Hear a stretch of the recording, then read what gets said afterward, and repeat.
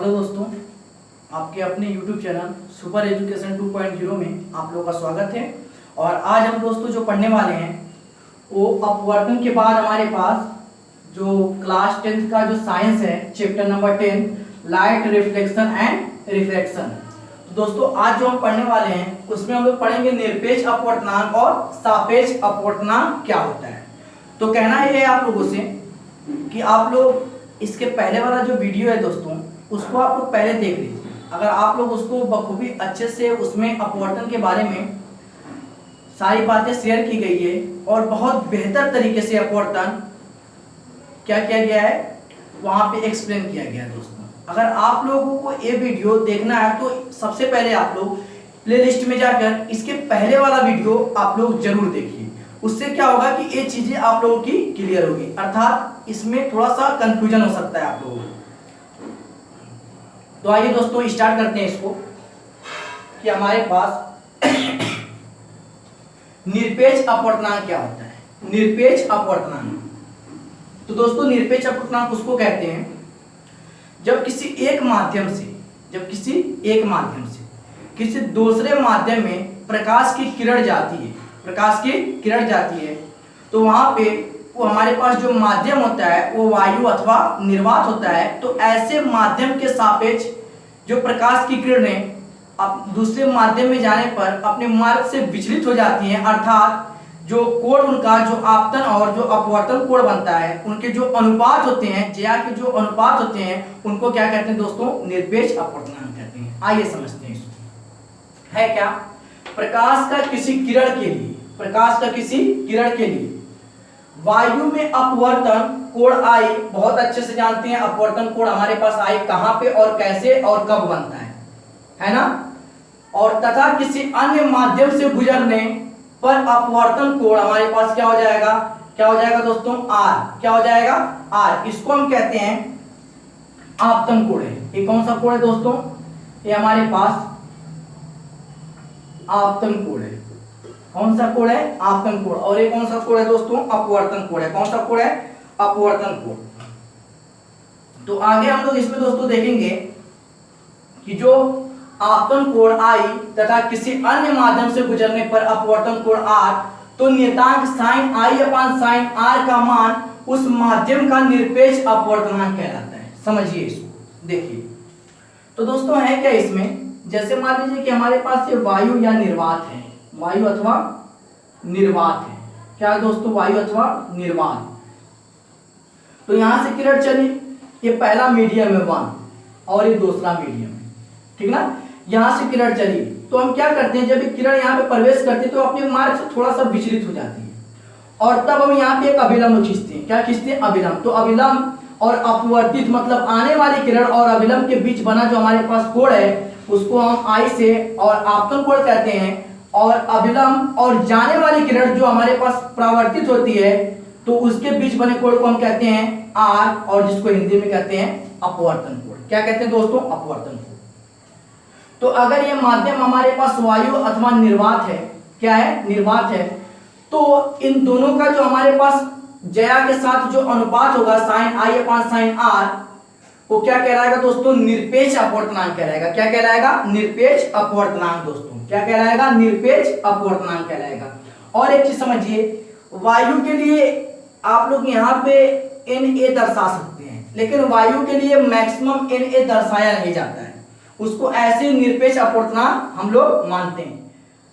तो हम यहाँ पे इसको दर्शाते नहीं है। लेकिन अगर किसी चीज का अगर हम निकालें निरपेक्ष अपवर्तनांक, जैसे ग्लास का, कांच का, तो Ng आप लिख सकते हैं। जल का निकालें तो Nw लिख सकते हैं। और अगर वायु का निकालें तो Na लिख सकते हैं। लेकिन ये दर्शाया नहीं जाता है, तो जब किसी एक का निरपेक्ष अपवर्तनांक निकालना रहेगा दोस्तों, तो वहां पे आप लोग ध्यान दीजिएगा कि सिर्फ एक तरफ कोई जल या हमारे पास क्या एयर हो जाएगा या वाटर हो जाएगा या ग्लास, मतलब कांच हो गया, कांच, या हमारे पास क्या हो गया दोस्तों, जल हो गया, या क्या हो गया, वायु हो गया। इन तीनों में से कोई एक ही रिप्रेजेंट होगा n के साथ, स्मॉल n के साथ। स्मॉल n क्या है, अपवर्तनांक। इसके पहले वाले वीडियो में हम बता चुके हैं। कोई क्या होगा दोस्तों, सिर्फ एक ही हमारे पास क्या होगा, वहां पे शो ऑफ कराएगा कि वो हमारे पास क्या निरपेक्ष अपवर्तनांक। देखिए अगर हमारे पास कहीं निरपेक्ष अपवर्तनांक हो तो उसको या तो ऐसे या इस रूप में प्रदर्शित किया जाएगा, इस रूप में प्रदर्शित किया जाएगा, है ना। लेकिन अगर सापेक्ष अपवर्तनांक रहेगा तो वो हमारे पास A N W A N G A N हमारे पास क्या हो जाएगा दोस्तों, यहाँ पे जी एन डब्ल्यू हो सकता है, मतलब दोनों तरफ होगा। क्या होगा, दोनों तरफ। तो कहने का मतलब दोस्तों ये है कि जो हमारे पास निरपेक्ष अपवर्तनांक होता है वो सिर्फ हमारे पास वायु अथवा निर्वात में किसी एक माध्यम से दूसरे माध्यम में जाने पर जो किरणें होती हैं उन दोनों के बीच जो हमारे पास कोण बनता है, जो एंगल बनता है sine I upon sine R के अनुपात को हम क्या कहते हैं, निरपेक्ष अपवर्तनांक कहते हैं। और फार्मूला होता है कि n equal to sine I upon sine R. इसको किस रूप में हम लिख सकते हैं, हम वो चीज आप लोगों को आगे बता दिए। तो आइए अब हम लोग देखते हैं सापेक्ष अपवर्तनांक। तो सापेक्ष अपवर्तनांक क्या होता है, देखिए यदि किरणें वायु को किससे रिप्रेजेंट करते हैं, एयर, ए से कांच में, मतलब जो जी है कांच में प्रवेश करती है। कहने का मतलब दोस्तों यहाँ पे देख लीजिए आप लोग, यहाँ पे देखिए ये हमारे पास क्या है, ऊपर वाला वायु क्या है, वायु जिसको हम एयर बोलेंगे, नीचे वाला कांच है क्या है, जिसको हम ग्लास कहेंगे। क्या कहेंगे, ग्लास। ये चीज याद रखिएगा आप लोग। तो जब ये ऊपर वाला माध्यम 1 है और नीचे वाला 2 है, जब यहाँ से किरण आई और इसमें टकराई, इसमें टकराने के बाद अपने मार्ग से थोड़ा सा विचलित हो गई, तो यहाँ पे हम एक अभिलंब खींचते हैं। क्या खींचते हैं, अभिलंब। तो ये जो हमारे पास कोण बना वो आई बना और यहाँ पे बना आर। क्या बना, आई और आर। तो sine I upon sine R लेते हैं, ये तो क्लियर है। लेकिन इक्वल टू का निशान देख के हम लेते हैं दोस्तों, ऊपर वाला क्या है, ए है तो ए लिखते हैं, नीचे वाला क्या है, जी है तो जी लिखते हैं और बीच में एन लगा देते हैं। देखिए ए एन जी है कि नहीं, एकदम सिंपल फॉर्म बता रहे हैं। इससे सिंपल दोस्तों कुछ हो नहीं सकता, इसमें एकदम बेहतर तरीके से एकदम सिंपल बता रहे हैं। तो कहने का मतलब है कि जब किसी के सापेक्ष अपवर्तनांक है, किसी माध्यम के सापेक्ष अपवर्तनांक है, तो हमेशा याद रखिएगा कि जो पहले वाला होता है, पहले माध्यम के सापेक्ष हमेशा दूसरे का अपवर्तनांक पूछता है ना। अगर दूसरे माध्यम के सापेक्ष पहले का अपवर्तनांक पूछे तो उसको हम जैसे पहले माध्यम के सापेक्ष दूसरे का अपवर्तनांक 1n2, अगर दूसरे माध्यम के सापेक्ष पहले का अपवर्तनांक पूछे तो 2n1 हो जाएगा। क्या हो जाएगा दोस्तों, 2n1। मतलब उसमें कोई संदेह वाली बात नहीं है। तो कहने का मतलब यहाँ पे है दोस्तों कि यदि किरणें ए से जी में, तो A N G sine I upon sine R हो गया, प्रवेश करते हैं तो अपवर्तनांक ए एन जी से प्रदर्शित करते हैं, अपवर्तनांक ए एन जी से प्रदर्शित करते हैं तथा इसे वायु के सापेक्ष कांच का अपवर्तनांक कहते हैं। देखिए वायु के सापेक्ष कांच का मतलब कहने का कि वायु से किरण कांच में आ रही है। वायु से किरण कहां पे आ रही है दोस्तों, कांच में। अगर कोई आप लोगों से पूछे, इसको हम A N G sine I upon sine R भी कर सकते हैं, 1n2 equal to sine I upon sine R भी लिख सकते हैं, 1n2 sine I upon sine R लिख सकते हैं, है ना, n12। तो ये तीनों फॉर्म क्या है, एक है। आप इन तीनों में से कुछ भी लिख सकते हैं, है ना, उससे आप लोगों का गलत नहीं बनवाना। तो यहाँ पे बताइए, हमने लिखा है WNG किसके सापेक्ष अपवर्तनांक है, तो आप लोग कहेंगे सर वाटर के सापेक्ष कांच का अपवर्तनांक है, जल के सापेक्ष किसका है, कांच का। अगर हमने लिख दिया दोस्तों ANW, तब आप कहेंगे कि सर वायु के सापेक्ष जल का अपवर्तनांक है। किसके सापेक्ष, वायु के सापेक्ष जल का। तो कहने का मतलब है दोस्तों ये अपवर्तनांक है, ये चीजें आप लोगों को क्या हो गई, क्लियर हो चुकी है। अब हम लोग आगे देखते हैं, आप लोग इसका स्क्रीनशॉट करिए और इसको हम लोग मिटाते हैं। आप लोग इसका स्क्रीनशॉट करिए जल्दी से। तो हम लोग अब इसको मिटाते हैं और आगे बढ़ते हैं। तो आगे हमारे पास क्या है, उसको हम थोड़ा सा इंडिकेट कर लेते हैं, जो न्यूमेरिकल सॉल्व करने में हमारी बहुत ज्यादा मदद करेगा। आगे दोस्तों तो आगे हम लोग देखते हैं, थोड़ा सा एक शॉर्ट फॉर्म में कुछ चीजें लिख देते हैं जिसको आप लोग हमेशा के लिए याद रखिएगा। जैसे हमने लिखा वायु के सापेक्ष जल का अपवर्तनांक, यहाँ पे हमने लिख दिया वायु के सापेक्ष जल का अपवर्तनांक। क्या चीज, वायु के सापेक्ष जल का अपवर्तनांक। आप लोग बताइए पहले क्या है दोस्तों, वायु है, वायु को हम ए से एयर, है ना, अपवर्तनांक को n से, और फिर क्या है दोस्तों जल है, क्या है जल, जल हमारे पास हो गया वाटर, ऐसे रिप्रेजेंट करेंगे है ना। अब हम लिखेंगे जल के सापेक्ष, जल के सापेक्ष क्या दोस्तों, जल के सापेक्ष कांच का अपवर्तनांक, किसका, कांच का अपवर्तनांक, अपवर्तनांक। तो आइए दोस्तों बताइए जल के सापेक्ष कांच का अपवर्तनांक हमारे पास क्या होगा।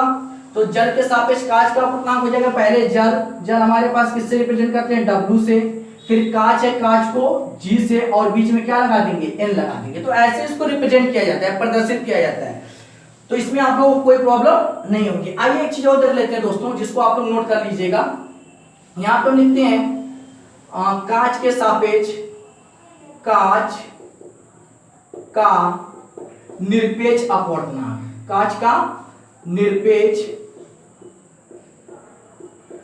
अपवर्तनांक, क्या चाहिए दोस्तों, कांच का निरपेक्ष अपवर्तनांक। तो आइए देखते हैं कांच का निरपेक्ष अपवर्तनांक। तो अब आप लोग यहाँ पे खुद ही देख लीजिए कि सिर्फ कांच बोला है, उसके साथ और कोई वस्तु नहीं बोली है। जब नहीं बोले तो हम इसको लिखेंगे Ng, है ना, Ng। अगर यही हम कह दें, यही हम कह दें जल का निरपेक्ष अपवर्तनांक, जल का निरपेक्ष अपवर्तनांक, अपवर्तनांक। तो दोस्तों क्या हो जाएगा, जब हम जल का निरपेक्ष अपवर्तनांक देखेंगे तो हमारे पास क्या हो जाएगा दोस्तों, NW, NW। अब शॉर्ट फॉर्म में थोड़ा सा लिख देते हैं कि जो कांच है, कांच, इसको हम लोग कहते हैं ग्लास, क्या कहते हैं दोस्तों, ग्लास कहते हैं।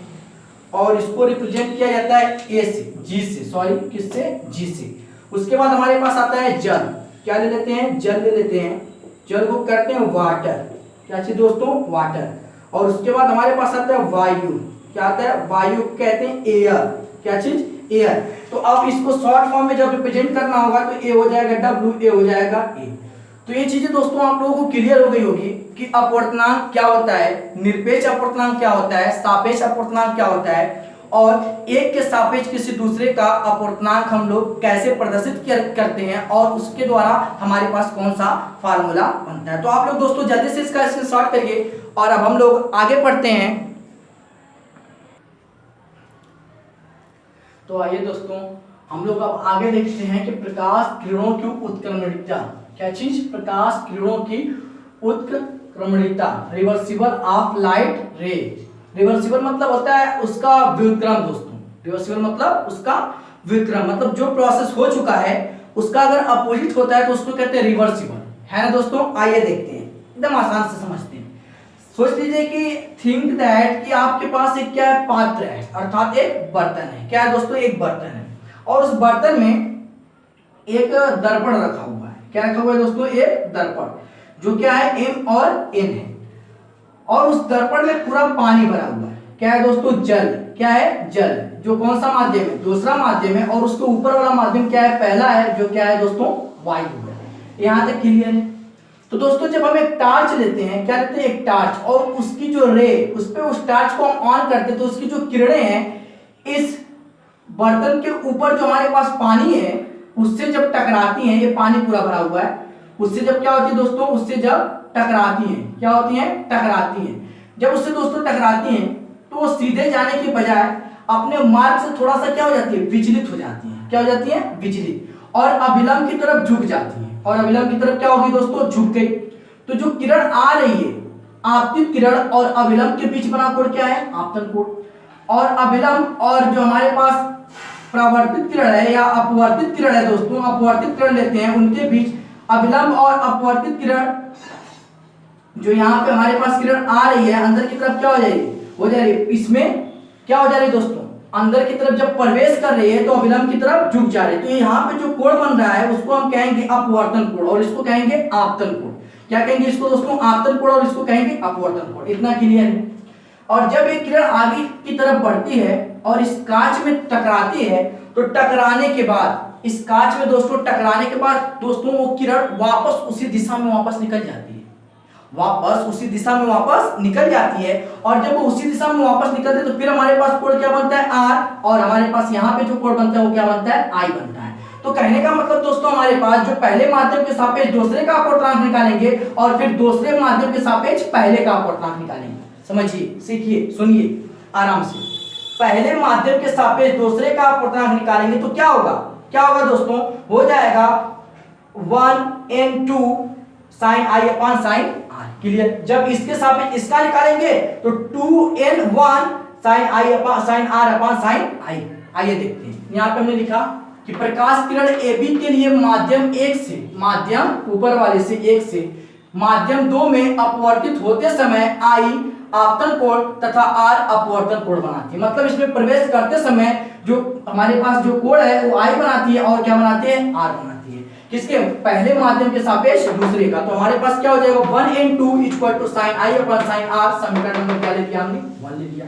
क्लियर है। अब जब रिवर्सिबल प्रोसेस होता है दोस्तों, जब हमारे पास ये किरण जो है, जो रे है, इसे टकराती है और ऊपर की तरफ निकल जाती है, तो हमारे पास दूसरे माध्यम के सापेक्ष पहले का अपवर्तनांक हमने लिखा। जब किरण माध्यम 2 से माध्यम 1 में अपवर्तित होती है तो आपतन कोण R और अपवर्तन कोण I बनता है। तब माध्यम 2 के सापेक्ष 1 का अपवर्तनांक क्या हो जाएगा, 2n1 sin, अब तो a पहले आएगा ना, sin R upon sin I। ये समीकरण नंबर क्या हो गया दोस्तों, 2 हो गया। अब हम क्या करेंगे, हम इसको रब कर रहे हैं, मिटा रहे हैं। अब हम इसको क्या करें दोस्तों, मिटा रहे हैं। हमने इसको मिटा दिया। अब आगे देखते हैं।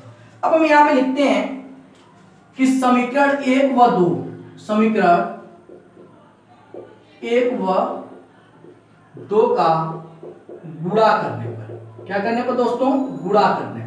आइए इनका हम लोग गुणा करते हैं। तो जब इनका गुणा करेंगे तो पहले इसको लिखेंगे ना, इसको इधर वाले का गुणा इधर कर देंगे। जैसे मान लीजिए x बराबर y है और z बराबर b है, कह रहा है कि समीकरण 1 और 2 का गुणा करिए। तो हम इसका गुणा इसके साथ और इसका गुणा इसके साथ करके लिख देंगे। तो इसका इसके साथ हो जाएगा ना, तो हो जाएगा 1n2 गुणे क्या हो जाएगा 2n1 बराबर, इधर का हो गया। अब इधर का गुणा कर देंगे दोस्तों और इधर का गुणा करेंगे तो हमारे पास हो जाएगा sin I upon sin R और गुणे sin R upon sin I, है ना। इसको हम मिटा देते हैं, इसको हम मिटा देते हैं। आप लोग क्लियरली समझ पा रहे हो। आइए देखते हैं दोस्तों कुछ कटा क्या, कुछ कैंसिल हुआ क्या इसमें से। तो हमको लग रहा है sin I से sin I कट गया, sin R से sin R कट गया। कितना बचा, क्या बचा, बहुत सारे बच्चों के माइंड में आ रहा है कि सर 0 बच गया। क्या बच गया, 0। अगर आपके माइंड में आ रहा है कि 0 बच गया तो आप लोग बिल्कुल गलत है दोस्तों, क्योंकि इसके एक बटे में है तो इसका इससे कैंसिल होगा तो एक बार जाएगा, तो एक बार एक कट गया और एक बार एक, और एक का गुणा एक में करेंगे तो एक ही ना आएगा दोस्तों। कितना आ जाएगा, 1। और यहाँ पे हम लिख सकते हैं 1n2 इक्वल टू 1 अपॉन, ये जब कोई चीज गुणे में होती है तो राइट साइड जाने के बाद लेफ्ट से राइट तो क्या हो जाती है, बटे में। तो 2n1 क्या हो गया, 2n1। ये समीकरण नंबर क्या हो गया दोस्तों, ये समीकरण नंबर हो गया हमारे पास 3। क्या हो गया दोस्तों, समीकरण नंबर 3। अब हम यहां पे लिखेंगे अतः अपवर्तनांक, अतः अपवर्तनांक, अतः अपवर्तनांक 1n2 क्या लिखेंगे, अतः अपवर्तनांक 1n2 तथा 2n1 एक दूसरे के व्युत्क्रम है। क्या है दोस्तों, एक दूसरे के क्या है, व्युत्क्रम है ना। एक दूसरे के क्या है दोस्तों, अपोजिट है, उल्टे हैं। इसीलिए इसको क्या कहा जाता है, रिवर्सिबल प्रोसेस। क्या कहा जाता है दोस्तों, रिवर्सिबल प्रोसेस। एक दूसरे के क्या हो गए, व्युत्क्रम हो गए, तो इसलिए इसको क्या कहा जाता है, रिवर्सिबल प्रोसेस। अब हम देखेंगे यदि वायु को A, यहां पे हम लिखते हैं यदि वायु को A तथा हमारे पास क्या हो जाएगा, जल है ना, तथा जल को W ले, तब समीकरण 3 से, तब समीकरण दोस्तों किससे, 3 से। तो जब हम पहले माध्यम का जो हमारे पास वायु है, वायु को A, तो पहला माध्यम 1 की जगह हो जाएगा AN और 2 की जगह क्या हो जाएगा दोस्तों, W इक्वल टू 1, और यहां पे भी क्या हो जाएगा WN और ए। ये हमारे पास दोस्तों क्या निकल के आ गया, रिवर्सिबल प्रोसेस का फार्मूला। क्या निकल के आ गया दोस्तों, रिवर्सिबल प्रोसेस का फार्मूला। आप लोग वीडियो को एक बार, दो बार, तीन बार देखिएगा तो चीजें ज्यादा से ज्यादा आप लोगों की क्लियर होगी। तो आज के लिए दोस्तों बस इतना ही। तो कहना आप लोगों से है कि जो हमारे चैनल से दोस्तों पहली बार जुड़े हैं, चैनल को सब्सक्राइब करिए, बेल आइकन को प्रेस करिए और वीडियो को ज्यादा से ज्यादा शेयर करिए कि हम लोगों से और भी लोग जुड़ सके। तो आज के लिए दोस्तों बस इतना ही। Thank you.